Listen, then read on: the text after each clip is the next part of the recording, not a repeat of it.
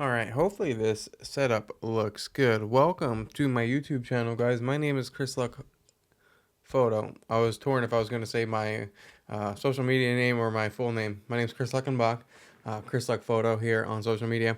And in this video, we're going to turn a pretty boring image from this all the way into this with a pretty simple tutorial, no presets needed, and you really make a boring photo stand out in Adobe Lightroom. So let's get into it. And first thing we're going to do is go to the develop module, and we're going to make the crop what we want. So what I like to do is I like to make this, for this in particular photo, a nice vertical photo. And we'll do somewhat of a centering composition for this guy. Really bad lighting, just nothing special about this. But this just goes to show what you can accomplish from a pretty boring photo. And yeah, so the first thing I'm going to do is just start by changing the white balance just a little bit. And I'm going to go on just a little bit of a cooler side. I think that looks fine for this photo. And we're just going to make some minor adjustments. We're going to increase the exposure just a little bit. Bring up the neck, it looks a little dark, and we can raise the shadows a little bit, and we can just adjust the highlights, and that's honestly all we have to do. All right, thanks for watching. No, I'm just kidding. But in terms of this basic panel in Adobe Lightroom, that's kind of all we have to do.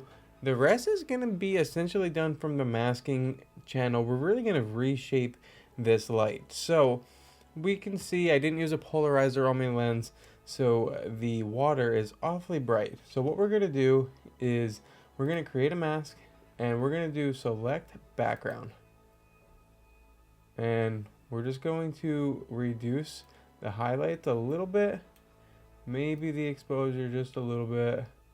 That looks good.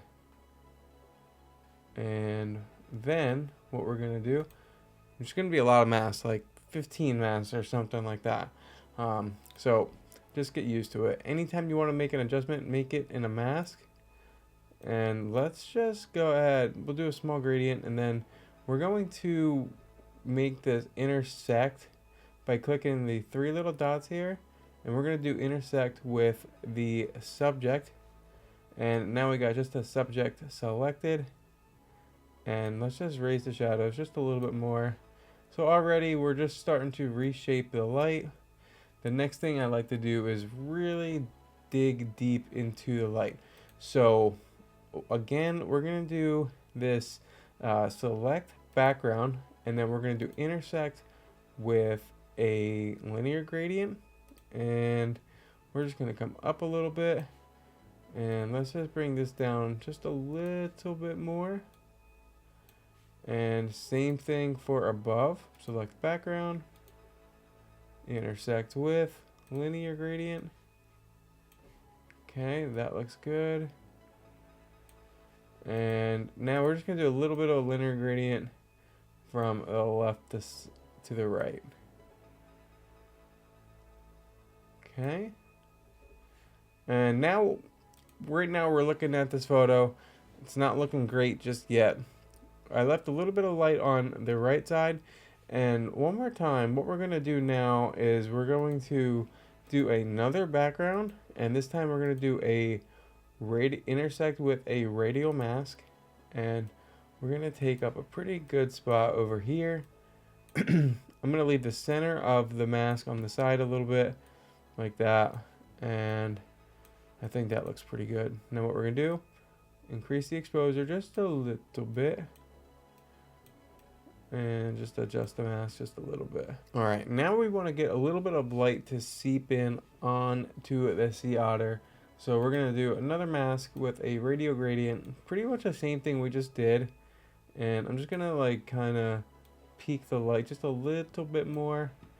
And I'm going to come down to the dehaze, and we're going to decrease the dehaze just a little bit, kind of raise the shadows, kind of shapes the light. And so far we're looking pretty good. I think everything looks good. Sometimes you just got to take a second and see what do you want to work on, and I'm liking this so far. I will say that I know we're gonna make it a little bit cooler, but it's looking a little bleak. So let's just add just a little bit of saturation here and vibrance. And we're going to now really increase some contrast. And what we're going to do that is we're going to shape the bottom light on diagonals.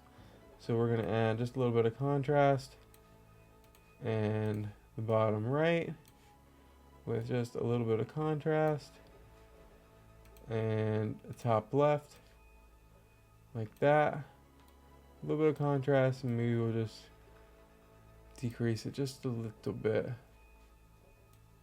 So that's without mask. This is with masks. You can see it's coming along pretty good. It's got a nice design. It's missing some colors. Don't worry, we're definitely going to add some nice blue tones to this. So I think I want the light to come onto the sea otter just a little bit more. So we're going to go back to these masks and we're just going to move them over a little bit. And same thing with this one. Let's do that. Okay, there we go. I like that. That looks a lot better. All right. I'm pretty happy with everything so far. I really want to just make sure everything looks good. If I add a little bit of clarity. Yeah, let's add a little bit of clarity, but decrease the dehaze just a little bit. And anytime you decrease dehaze, you can add a little bit of saturation. Okay, this is looking pretty good so far. The before without mask, the masks are everything here. All right, so this is without mask, this is with mask. Looking pretty good. I'm going to maybe just add a little bit of contrast to the overall image. There we go. That's what was missing. And we're gonna just adjust the tint just a little bit. All right, this looks really good. Now this is where we can really manipulate some colors. First, we're gonna go to the color grading channel, and let's just overall make it a little bit on the cooler side. Very minuscule. You can see what we're doing here, and I'm liking that. And we might want to mess with some shadows. Very minuscule. This is the luminance slider of the mask. When you decrease it, it had some really nice darkness to the image that I like. And that looking pretty good. That looks pretty good. And let's just add a little bit of warmth to the otter. Just a little bit. So the next almost last step is really just fine tuning the colors. We're gonna just manipulate the color calibration just a little bit. This is looking pretty good, especially when we add some saturation to the blues. And we can see the otter still has some nice warmth to it.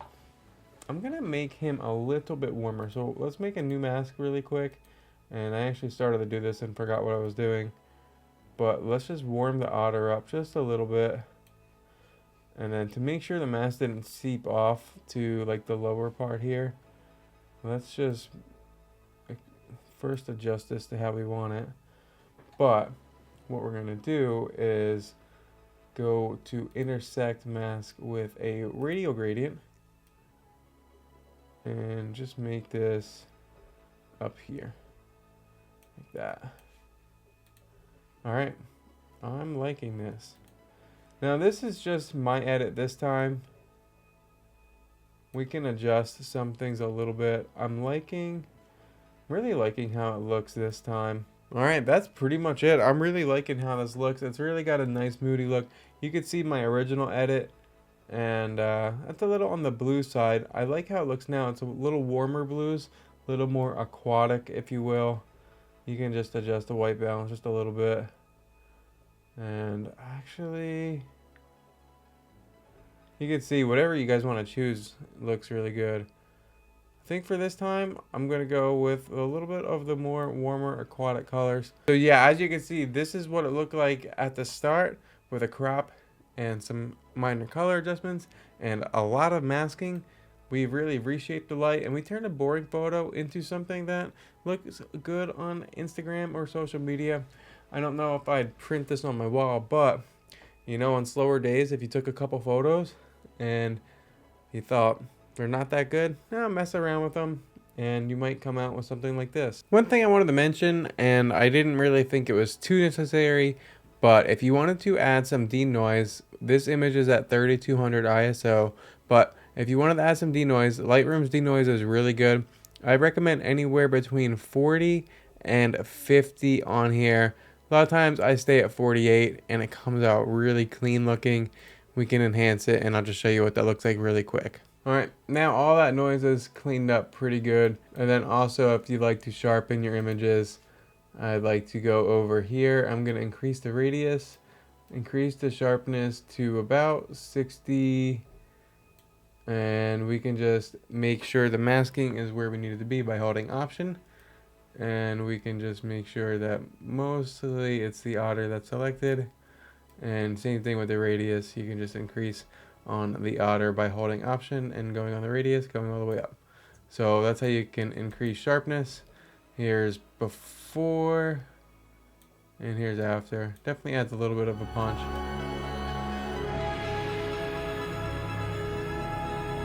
I hope this video inspired you to chase some new light. And that sounded pretty cliche, I'm not gonna lie. It's pretty late, I've been up all day, so my voice is a little bit tired, but I needed to get this video done. So hopefully you enjoyed it, hopefully you learned something today. Taking your wildlife photos to a new level without using presets. I'm not gonna lie, I use presets once in a while. I really do like Jared Poland's presets. I bought them like a while, like my first 2 years of photography, I probably bought them. And you know, I'm a big fan of Jared Poland, so I do buy his newer presets when they come out. It's nice to mess with presets just to see what boring photos you can change, but I'm really liking the masking technique, and I think the biggest thing besides masking is coming all the way down to the primaries, the calibration tab, and changing that up for some new colors. Alright, well that's all I got for this video. Thank you guys so much for watching. If you liked the video, make sure you leave a like on the video, comment, subscribe to the channel if you want to see more. My next few videos are going to be really cool, and if you're a wildlife photographer, you're going to want to see the lens that I just ordered like 10 minutes ago. So, thanks for watching. Bye.